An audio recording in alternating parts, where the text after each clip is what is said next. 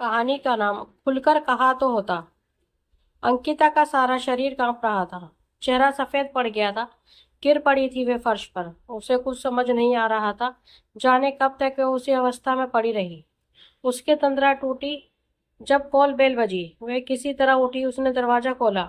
सामने प्रशांत खड़ा था। हड़बड़ी में था। वह बोला, अंकिता, मैंने अपना मोबाइल फोन छोड़ दिया था। आधे रास्ते से लौट कर आ रहा हूँ। जल्दी तो, ऑफिस जल्दी पहुंचना है। उसने अंकिता के चेहरे की ओर बिना देखे एक झटके में सब कुछ कह दिया। अंकिता का शरीर जड़ हो गया था। फिर भी उसने अपने आप को सहज बनाते हुए चुपचाप मोबाइल प्रशांत के हाथों में पकड़ा दिया। प्रशांत चला गया था। अंकिता टेरेस पर खड़ी प्रशांत को तब तक निहारती रही जब तक वह आंखों से ओझल नहीं हो गया। आज प्रशांत उसे अजनबी और बदला बदला सा क्यों लग रहा था। अंकिता के ऑफिस में आज छुट्टी थी, इसी कारण वह आज घर में थी। छुट्टी शब्द ही अपने आप में एक खुशनुमा मौसम की तरह होता है। कल से ही उसने जाने कितनी योजना बना रखी थी। रात में सोते समय वह सोच रही थी, सुबह में प्रशांत के जाते ही सबसे पहले मैं पूरे घर की साफ सफाई करूंगी। इधर इतनी बिजी रही कि चाह कर भी घर में समय नहीं दे पाई। पर प्रशांत के पसंद की कोई डिश बनाऊंगी। शाम में प्रशांत के आने के बाद जब वह थोड़ी देर आराम कर लेगा तो उसे लेकर बीच पर जाऊंगी। आज शाम हम लोग समंदर की लहरों के साथ बिताएंगे। वर्कलोड के कारण इधर हम लोगों ने आपस में ढंग से बातें भी नहीं की हैं।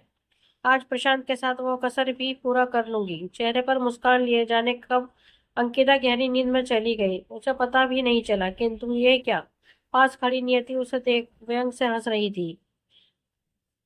जी बात चैन से कि नींद ले लो, कल से नींद नहीं ले पाओगी। अंकिता जब कॉलेज में थी उस समय प्रशांत उसके जीवन में आया था, और कब प्रशांत उसके पूरे अस्तित्व का हिस्सा बन गया उसे पता तक नहीं चला।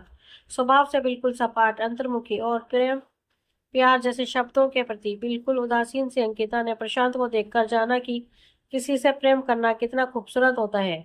और जिस दिन अंकिता ने अपने सारे दायरे तोड़कर प्रशांत के समक्ष विवाह का प्रस्ताव रखा तो प्रशांत शहर से तैयार हो गया। किंतु यह आसान नहीं था। दोनों को इस विवाह को अंजाम देने के लिए परिवार को कितना समझाना पड़ा था। उन्हें राजी करने के लिए दोनों ने एड़ी चोटी लगा दी थी। इसके लिए संघर्ष करते हुए 4 साल बीत गए। तब जाकर उनकी तपस्या पूरी हुई। प्रशांत का अंकिता के जीवन में आना मानो प्रेम के सागर में समा जाने जैसा था। विवाह के बाद विचित्र सी हो गई थी अंकिता। एक पल भी प्रशांत से दूर रहना नहीं चाहती थी। प्रशांत की बाहों के गहरे ही उसकी पूरी दुनिया बन गई थी। किंतु मानव जीवन तो कठोर जीवन है। समय और परिस्थितियां हमेशा भावनाओं से अपने को बड़ा साबित करने में लगी रहती हैं।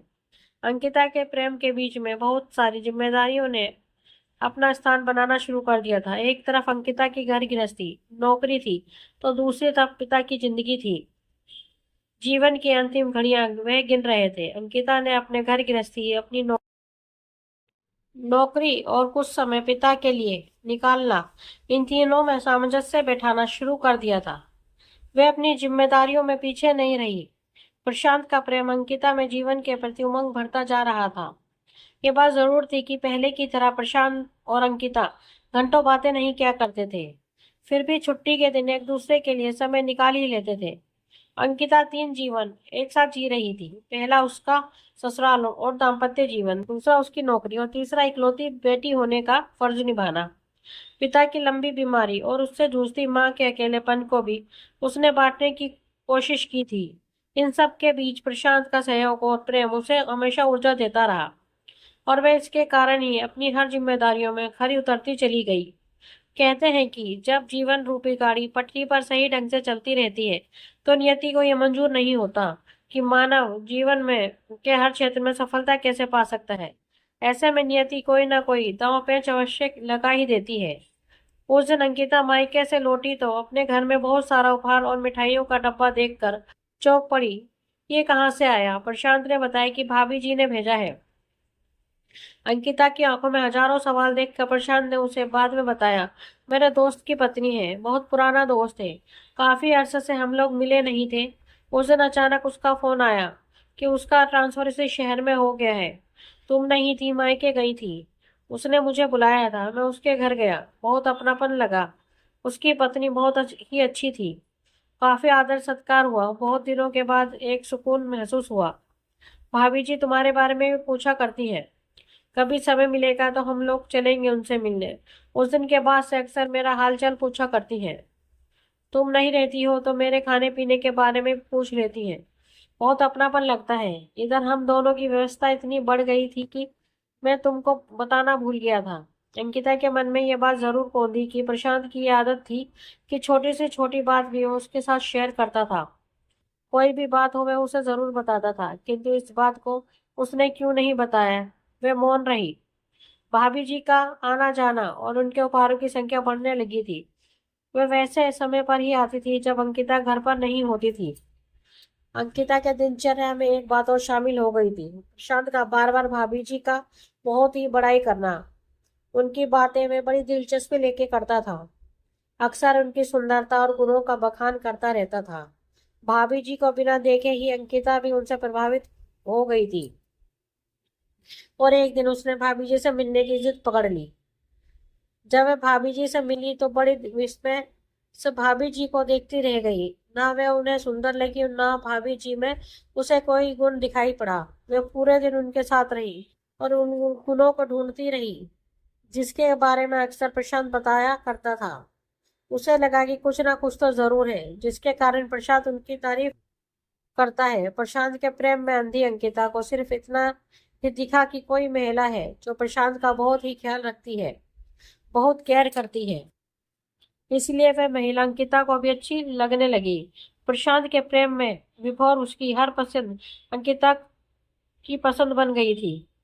उस दिन छुट्टी के दिन प्रशांत के मोबाइल का छूट जाना और बार बार रिंग होना या फिर मैसेज के आने का रिंगटोन बजना अंकिता का ध्यान आकर्षित कर गया। वह दौड़कर गई कि आवाज कहाँ से आ रही है। प्रशांत का मोबाइल देखकर वह चिंतित हो गई कि आज मोबाइल के बिना उसे कितनी परेशानी होगी। किंतु बार बार मैसेज आने की से उसकी चिंता जिज्ञासा में बदल गई।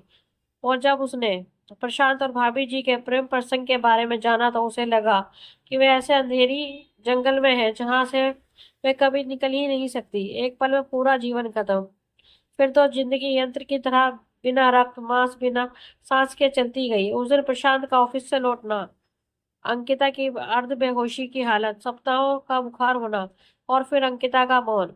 महीनों बीत गए। एक तरफ प्रशांत अंकिता के मौन से विकल था, दूसरी तरफ अंकिता की जिम्मेदारियों के प्रति उतनी ही अडिग थी। किंतु इन सब में उसका स्वास्थ्य गिरता जा रहा था।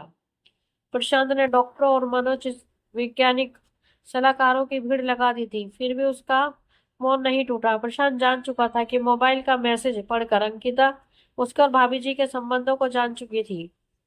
परिस्थितियों से लड़ते लड़ते प्रशांत थक चुका था। अंकिता का मौन और उसके गिरते स्वास्थ्य ने प्रशांत की वेदना की सारी सीमाएं तोड़ दी। और उस दिन उसने अंकिता का हाथ पकड़कर सोफे पर बैठाया और उसके गोद में सर रखकर फूट फूट कर रो पड़ा। उसने अपनी गलतियों को कबूल करते हुए कहा, अंकिता मुझे माफ कर दो। मैं परिस्थितियों का शिकार हो गया था और कमजोर पड़ गया। तुम्हारे पास तो मेरे लिए समय ही नहीं था। घर गृहस्थी, तुम्हारी नौकरी और तुम्हारा मायका, इन सब के बीच तुम्हारे पास मेरे लिए समय कहाँ था। तुम तो नौकरी भी अपने पिता के लिए करती थी। तुम्हारे जीवन में मैं कहाँ था। इन सब के बीच में भाभी जी का अपनापन, मेरी परेशानियों को बांटना और मेरे लिए अपनी घर गृहस्थी के कार्यों को छोड़कर वे मेरे पास आती थी। उनका अपनापन ही मुझे उनके करीब ले गया। मुझे तो यही लगा कि तुम्हारा मकसद सिर्फ मुझसे शादी करना था। शादी हो गई, तुम्हारा मकसद खत्म हो गया। फिर तुम अपनी दुनिया में रम गई। अंकिता के होठ हिले थे। उसकी जुबान थोड़ी लड़खड़ाई। उसने धीरे से कहा, तुमने मेरे प्रेम को इतना ही समझा था। और वह चुप हो गई। उछल पड़ा था प्रशांत। अंकिता बोलो, जितना मुझे बोलना है बोलो। तुम्हारी चुप्पी ने मुझे पागल बना दिया है। प्रशांत के रुदन ने अंकिता को बोलने पर विवश कर दिया। उसका मौन टूट गया। मेरी दुनिया तो तुम थे प्रशांत। तुम्हारे सहयोग और सानिध्य के बल पर ही मैं 3 नावों की पतवार बनी। मैंने कोई पाप नहीं किया है प्रशांत। यदि कोई बेटी अपने मायके या माता पिता को मानसिक आर्थिक सहयोग करती है तो क्या पतियों के लिए यह पाप का कार्य है? नहीं प्रशांत, यदि मरकर भी मैं भगवान के भी दरबार में जाऊंगी तो वहां भी मुझे सजा नहीं मिलेगी। और हम दोनों के बीच हमारा तुम्हारा कहाँ से आ गया? हम दोनों के सुख दुख एक दूसरे के हैं। तुम्हारे मन के भीतर इतना कुछ चल रहा था, किंतु तुम्हारे प्रेम और सहयोग के कारण मुझे तो इसका भान भी नहीं हुआ। कम से कम तुम तो खुलकर मुझसे कहते। पति पत्नी के बीच पारदर्शिता होनी चाहिए। अगर तुम्हारी नजर में ये मेरी कमियां थी तो मुझे सही मार्गदर्शन तुमने क्यों नहीं दिया? मैंने अपने घर परिवार की जिम्मेदारियों से कभी मुंह नहीं मोड़ा, ना कभी तुम्हारे जीवन को अस्त व्यस्त बनाया, किंतु तुमने तो मेरी दुनिया ही छीन ली। एक बार खुलकर कहा तो होता, जिन पतवारों को मैंने पकड़ा था तुम्हारे लिए सारे फेंक देती।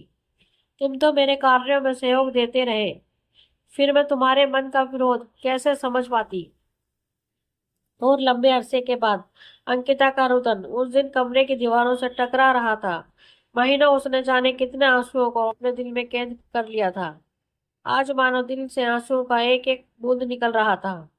प्रशांत बोल पड़ा, रो लो अंकिता, जितना रोना है, क्योंकि यही तुम्हारे अंतिम आंसू होंगे मेरे जीते जी। इसके बाद अब कभी नहीं आएंगे। एक डरावना सपना समझकर पिछला सब कुछ भूल जाओ। मेरे जीवन में हमेशा से तुम थी, तुम हो और तुम ही रहोगी। पिछला सब कुछ सिर्फ कुछ पल का भ्रम था जो टूट गया। इन कुछ महीनों में तुम्हारी चुप्पी से मैं पल पल मरा हूँ। मैंने बस इतना ही जाना कि मेरी जिंदगी तो तुम ही हो। फिर कौन सी कृत्रिम जिंदगी ढूंढने में बाहर आ गया था। प्रशांत की बाहों के घेरे में जाने कब तक अंकिता बैठी रही। घने बादल छट चुके थे, आसमान बिल्कुल साफ था। दोस्तों, आपको हमारी ये कहानी कैसी लगी प्लीज कमेंट में हमें जरूर बताएं।